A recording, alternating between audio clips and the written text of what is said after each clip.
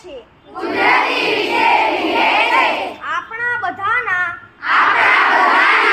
સહિયારા પ્રયાસોથી સિંહોની સંખ્યામાં